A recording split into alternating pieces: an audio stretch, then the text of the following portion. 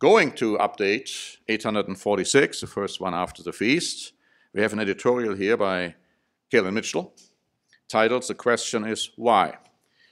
And if you haven't read that editorial, please do so. I want to take the time to just read one paragraph, which I believe is not only important, but it also goes hand in hand with what I'm going to say today. He says, Newton's first law of motion states that an object at rest stays at rest, and an object in motion stays in motion, with the same speed and in the same direction, unless acted upon by an external force. This plays out as true in our Christian lives. If we are not consistently making small steps towards overcoming and changing, then our lives will stay the same, and no amount of feasts will change that. God has called us out of this world and its way of thinking and acting. That calling is a massive external force. It catapults us forward. But then there is Satan, who is another external force.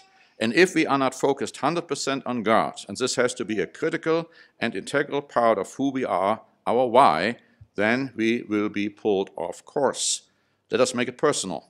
Let us ask ourselves, what is our why for being a Christian? And then he's asking all kinds of questions here, which we all should be able to answer in an affirmative way. But far too often we slip.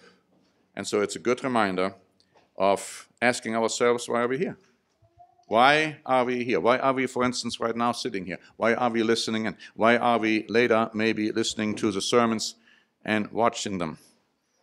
Is this a game for us, or is it serious? You see, when I gave the last sermon in Germany at the end of the feast, I asked a question which I always ask, and Brian Gale gave an excellent sermon too throughout the feast and during the feast about why, or will you be here again next year? And I ended my speech to them with this very comment. I said, will I see all of you again next year? And then I said, and I wished I could say yes, but I'm afraid I will have to say no. It's unfortunately a fact of life. Some will not be there next year. Make sure you will be there next year. In the week of the news, we first quoted an article by Vox, not Fox, but Vox, V-O-X. And this article talks about a very famous American writer. It says it's America's most eminent and well-respected historian of the Holocaust. In it, he warns that democracy here, he's talking about the United States, is under serious threat, in the way German democracy was prior to Hitler's rise, and really could topple altogether. He also goes on to say, or this article goes on to say, that he wrote a book in 1992, Ordinary Men, and this book is widely seen as one of the defining works on how typical Germans became complicit in Nazi atrocities. I'm seeing parallels in Germany right now. I'm seeing them also here in this country.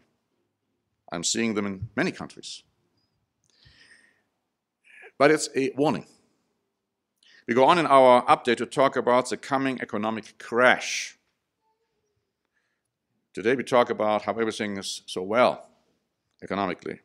And this article by Loeb Locke writes, it's never if there will be a bust, but when. And then they're quoting hedge fund manager Ray Dalio. He expects a major economic downturn in the United States in 2 years. And that is echoed by Project Syndicate. They say by 2020, the conditions will be ripe for a financial crisis, followed by a global recession. Did you get that? A global recession. And then it says that the next crisis could even be more severe and prolonged than the last. And that was followed by an article by Express. We could have quoted many articles, dated October 11. Do we even have 2 more years? Is a question. This article says global markets have been plunged into chaos today, with stocks plummeting in Europe and Asia following Wall Street's worst day since February. Shares sank into a sea of red as world markets slumped to their lowest level in 8 months. It says China witnessed its lowest stock market level in almost 4 years, only because the Feds did something which brought this chaos about. We shouldn't think that we are living in a time where everything is going to continue the way it is. I believe that Satan knows that his time is short. I wonder how many of us understand that. Satan has great wrath, and we can see that everywhere.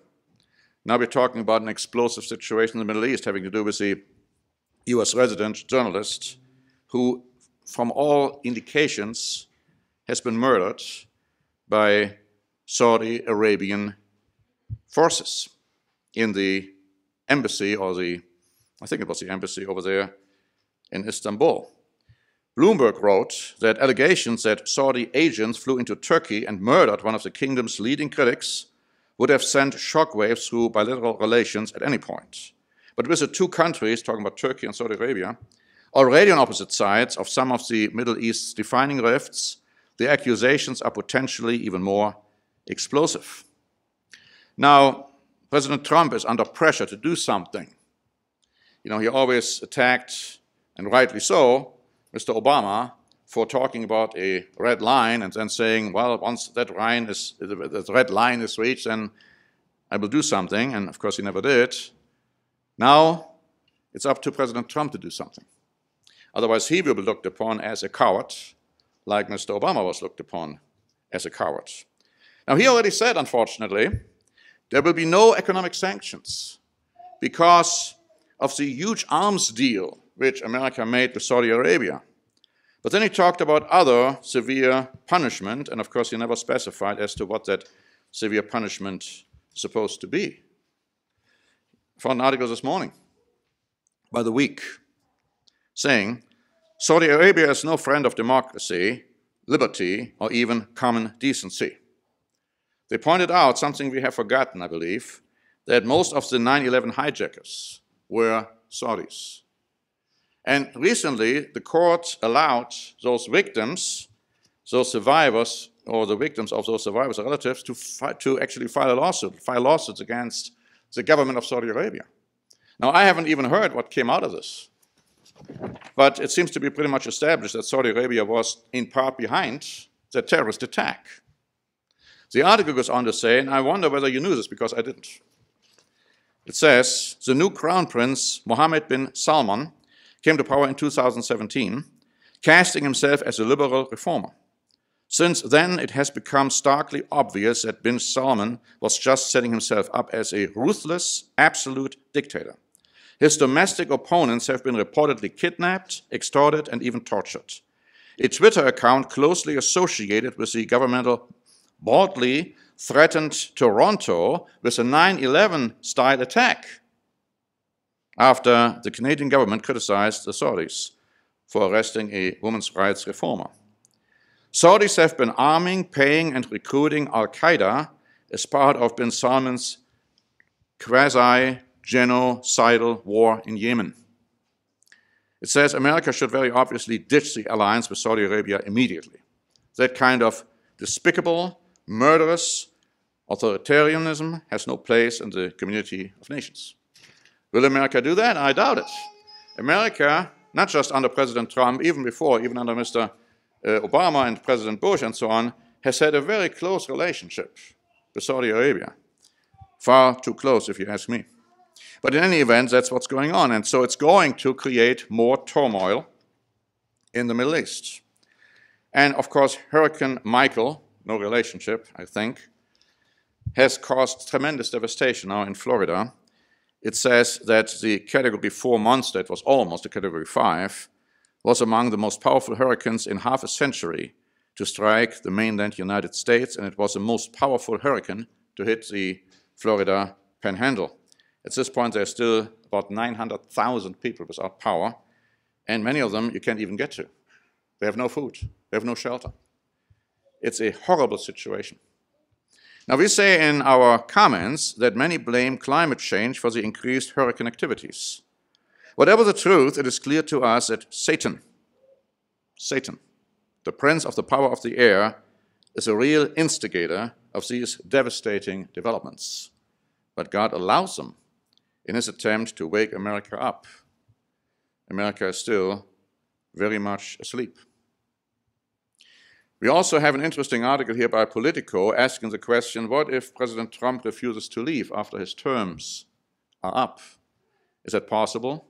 Is it likely? Could it happen? Well, I leave that to you to decide, but we made the following comment. And I want to go again on record, because later on people can always say some interesting things. I want to say them ahead of time. As we have proclaimed from the outset, when Donald Trump announced his presidential candidacy, that Trump would become America's 45th president, we have also stated time and time again, I'm saying it now, that we believe strongly that Trump will be America's last president, and I leave that to you to let that sink in. Now, the antagonistic relationship between Europe and America is continuing. We have an article here to the effect that Merkel warned Trump in very strong terms, and that Europe defies Trump over Iran, and that will have consequences for us here as well. This article says that, defying Trump, the EU plans to support trade with Iran. The EU is rushing to set up a payment system to bypass US sanctions against Iran. The move is likely to deepen the rift between the US and Europe. That's Handelsblatt Global writing this. Washington has warned countries they face penalties if they disregard those sanctions. Secretary of State Mike Pompeo said last week, and listen to that wording, he was disturbed and indeed deeply disappointed at the planned special payment system. This is one of the most counterproductive measures imaginable for regional global peace and security. By sustaining revenues to the regime, you are solidifying Iran's ranking as the #1 state sponsor of terror. And now banks have begun to inquire into the accounts of their customers, asking them, where does the money come from? Do you have any relationship with Russia, with China, with Iran, and with Iraq? They want to find out whether these sanctions, for instance, which America has unilaterally imposed on certain countries, are being circumvented. And the threat is, if they are, they close the accounts. What if they start sanctions against Germany, which is going to happen, against European countries, which is going to happen? You see how Satan is trying to destroy the Church of God. That's what's basically tantamount to. Think about that one. Then we talk about the fact that Merkel's days are on a sinking ship, and then they are numbered. There are some elections coming up in Germany, one coming up tomorrow in Bavaria. In 2 weeks, it's in Hessen. And something like the midterm elections over here, but these are state elections.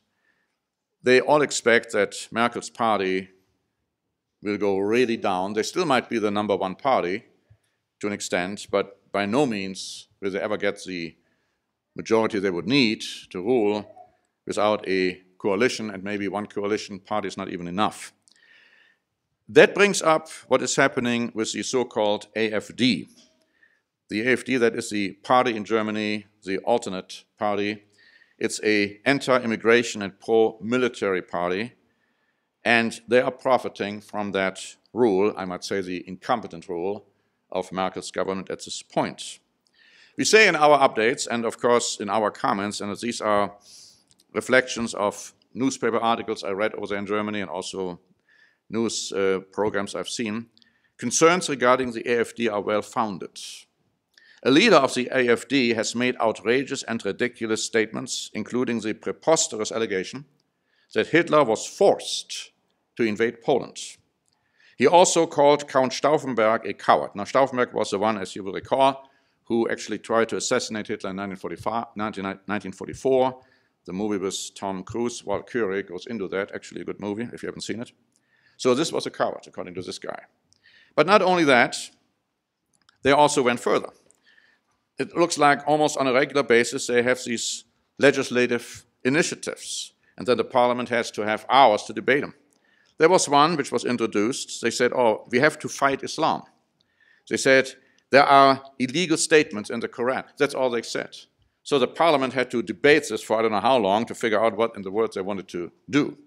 And of course, they are like a political chameleon. They know exactly what the nerve is. So now they want to ban gay marriage. Well, of course, we wouldn't be opposed to that. But they are doing it in order to get more and more votes. And it is interesting that the patriotic and pro-military stance of many Germans is noteworthy now, because at one time, post-war Germany was known to be a pacifistic country, and things have changed. The AfD has been compared with National Socialism, classic National Socialism. It says here in one of the articles, in several Eastern German states, they have already been established as the strongest political force. Almost everywhere else in the country, the party currently ranks number 2, second. Alexander Gauland, who is one of the leaders, gave a speech, and others have pointed out it's almost like paraphrasing a speech Adolf Hitler gave. They also have now encouraged students to talk and tell on their teachers. They have started platforms now in the country where school children can denounce teachers who speak against the party. And they say here in this article that, of course, that harkens back to the Nazi era or the communist German Democratic Republic, when students and children, minors, were encouraged to speak up against their own parents or teachers in order to, tell the government or whoever what their political views were. These are most certainly very, very dangerous and noteworthy developments. But when it comes to schools, we have our own problems, because now the German governments have begun to really create it more difficult for our children to be able to go to the feasts, especially the Feast of Tabernacles. We have one member that was denied, and she filed an objection. We haven't heard yet. She did go with the children to the feast. But, we might hear more. But then the United Church over there in Germany approached me because they have a case pending where it already went to the court. And again, it was a mother with children, and she got completely denied. And so we see this more and more, how the government in Germany is manifesting itself even before the animal, the beast, has manifested itself as somebody who is enforcing the mark of the beast. I mean, that is no question about it. It's all against God's laws. It's all against the holy days, the Sabbath. And we try what we can, but ultimately God has to give us a victory, because our members will not go to the feast, no matter what the consequences. And that's something which we have to keep in mind, and I believe that's something which we need to pray about, that God gives us that possibility, because things will get tougher. Angela Merkel, as I said, is not going to be in power much longer, and I'm not setting any dates, but she's not going to be in power much longer. I'm not saying that the next leader of Germany is the one. He could be, but then he might not be. But he most certainly will be used to bring it all about. That's no question. There's no question about that. And I have certain ideas as to whom to look for, whom to observe. And once I see clearer, I will let you know. At this point, I don't know yet. But in any event, just to show you how far left and far liberal and far ungodly Germany has become. The Pope, for once, said something which was right. He condemned abortion, called it contract killing. He complained about the depreciation of human life. He cited wars, exploitation, and what he called a culture of wastefulness, as well as abortion. He says, how can an act that suppresses innocent life be therapeutic, civil, or even human? The reaction in Germany was unbelievable. German Family Minister Franziska Giffey slammed Pope Francis on Thursday for his recent comments on abortion. She said the Pope's comments were unacceptable, saying no women take lightly the decision to abort. Germany's Professional Association of Gynecologists was also outraged, saying, now listen to this, abortions are performed out of necessity. Have you ever heard a more stupid and unbelievably abominable statement? They are being performed out of necessity. 95% at least are not. There might be some cases, yes, you would perhaps from a human standpoint look at it as perhaps justifiable. 95% are not at all. But here's the point. What does the Bible have to say? The Bible says abortion is wrong. Every abortion is wrong. The Bible calls it murder. There are no exceptions to that.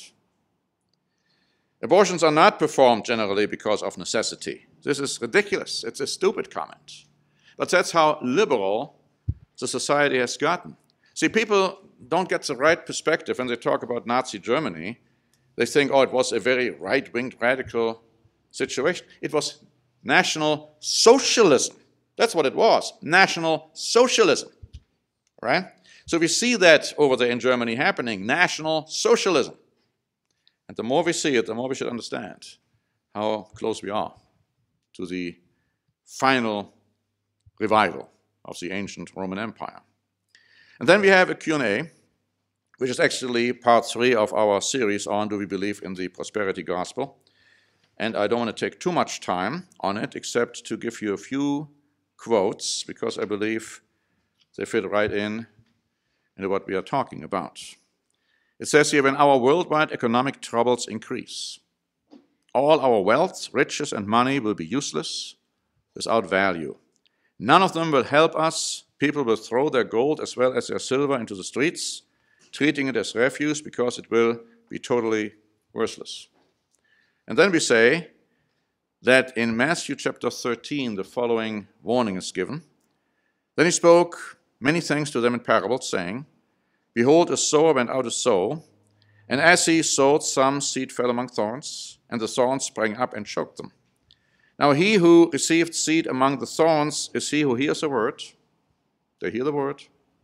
And the cares of this world and the deceitfulness of riches choke the word, and he becomes unfruitful. There was some fruit there originally, apparently, for a while, but the cares of this world and the deceitfulness of riches, and you can put in riches or money or whatever you want to put in when it comes to material things, can easily choke the word, because you see, the priority is no longer there. Seek you first the kingdom of God and his righteousness, it says, and then all these things will be given to you. But people who are going back into the world which they came out of, and it doesn't have to be a complete departure to begin with, it can be gradually, will lose their love for God, will lose their love for God's way of life, will have other priorities, and they will ultimately leave completely.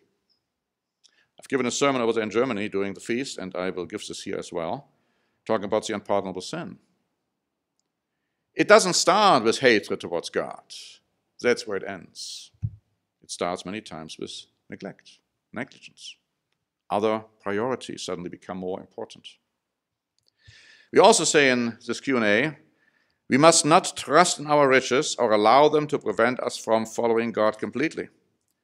If need be, and the question is, we have to ask ourselves that, every single one of us. If need be, we must be willing to give all of that up. Leave it behind. Are we willing to do that? That's a question which becomes more and more important as we go through these times. Now, before I close with the update, I'd like to say that because of the, and it's good, it's a good problem to have, because of the many requests we got for our literature, we were forced to do some reprinting. So we just did the reprinting of Europa in der Prophezeiung, Europe in Prophecy. In fact, if you look at that, you might be surprised how many reprintings we did on that booklet. We have done 1, 2, 3, 4 reprintings of that. Then we did Jesus Christ, the Great Mystery, because we ran out of this one. And we did it in this fashion, with a different new cover. So that was the old one, and that's the new one. And we just reprinted that. And then we reprinted The Fall and Rise of Britain in America. We ran out of that one too. And guess what? Shelley, Bruno, you're listening? I'm going to send you, maybe tomorrow, the request for 4 more reprints. I have to send that to you first because you have to make them up to date, because we have to reprint 4 more different booklets. And as I said, we went to our the place where we store our booklets, and we realized, oh, we don't have enough out of these. So, you know, the work is going on. Satan knows that.